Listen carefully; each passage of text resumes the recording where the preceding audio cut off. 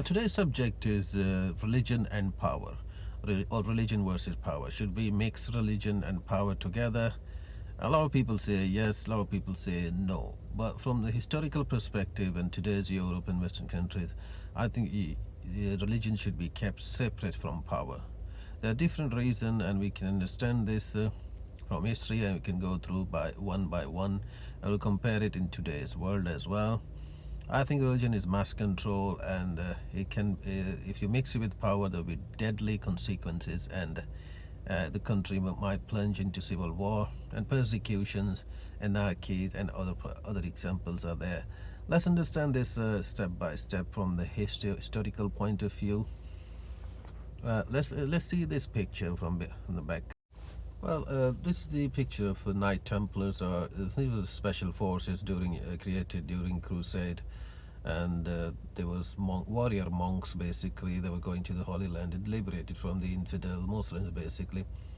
And by the time during the Seventh Crusade, they grew stronger and stronger, and they had their own parallel government, and basically they were only answerable to the Pope, not to the government or Church of England, or King of France, or King of England. So they had a lot of lands and charities, and they grew up very powerful, and modern banking was introduced by the Knight Templar as well. It didn't work out after the crusade. They were not needed, and the King of France, Philip IV, they invited them, all the leaders, and killed them, and they accused them for blasphemy, heretics, and other crimes, and base corruption, and they burned them alive. They were persecuted, and they died a horrible death, and all of them were killed. Some escaped, and they joined the other forces, the Knight Templar, or secret societies, which are Freemason or other Illuminatis, or other parties. But anyway, there was a dangerous clash with the mixing religion with power, because King of France owed them a lot of money, and the country was going bankrupt, and the Vaticans were not happy as well. So we got different parallel governments, and they were clashing each other, and resulted in violence and disappearance of Knight Templar.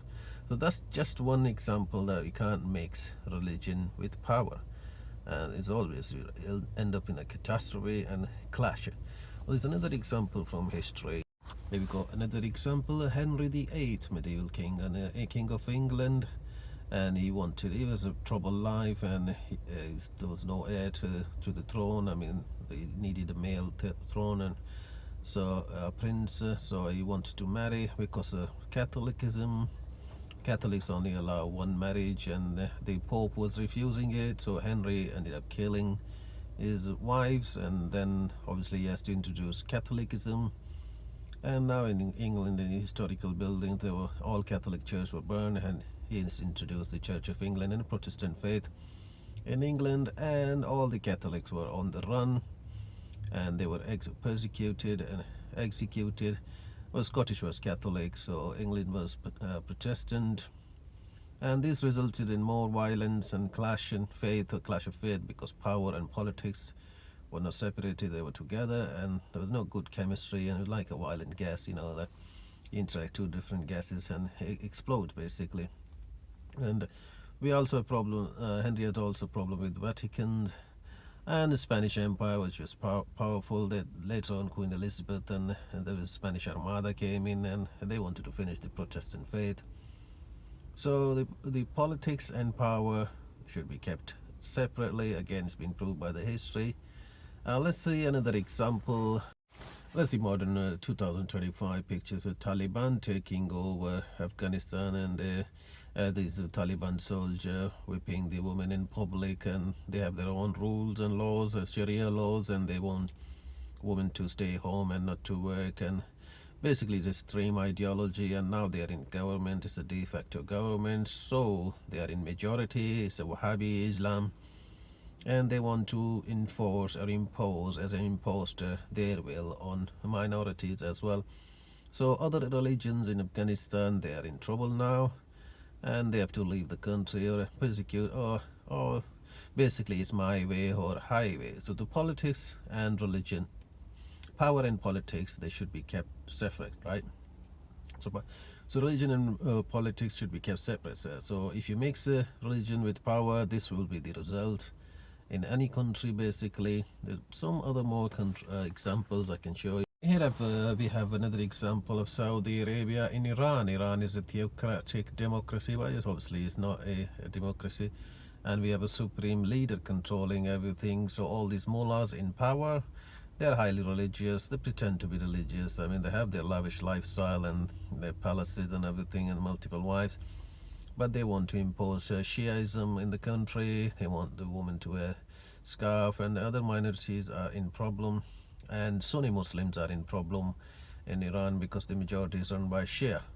But if you go to Saudi Arabia, we got MBS, and I can see Saudis are Wahhabi Muslims. They're extreme part of Sunnis, and they have Hajj and other pilgrimages. They are controlled. The government controls everything, and their way of living. Shia Muslims are different, and there's mass executions, and they chop their hands as they find the thieves, and after Friday prayers they have their ways. Human rights issues are a big problem in these countries as well. Gay rights and other problems. So if you mix religion with power, the results can be catastrophic. So it's been proven again and again, we should never mix religion with power. But then again, even with Islamic history, when they mixed the religion with power, it resulted in civil war. Out of four, after Muhammad died, there were 4 caliphs, and after 4 caliphs, 3 were assassinated. And all these caliphs, Abu Bakr, Umar, Usman, Ali, and they were assassinated. After all, there was a civil war between Amir Muawiyah, and we got Ali army separated with Fatima, and Khadija and Amir Muawiyah, they went on a separate war. They had a civil war. Ali won it, and Ali was selected Khalifa, and Amir Muawiyah has moved on to a different place. Then Ali's son and the Imam Hassan Hussein, they were assassinated, and they went to Karbala to fight Yazid, Amir Muawiyah's son, and it resulted in catastrophe. So basically, the moral of the story is, I think religion should be kept separate from power. Otherwise, there'll be a lot of problems. Today's Europe is another example, and all the religions are allowed to practice. But even if there is one religion in majority and their MPs get selected, they will cause the similar problems. And should be a secular country. We should follow the examples of secular countries. All the faiths should be allowed to freely practice, instead of giving favors to one particular religion, which might result in civil war and a catastrophe. So liberalism and secularism, I think, is much better than a theocratic religious empire building or king and queens, which always result in civil war and a power vacuum and bloodshed.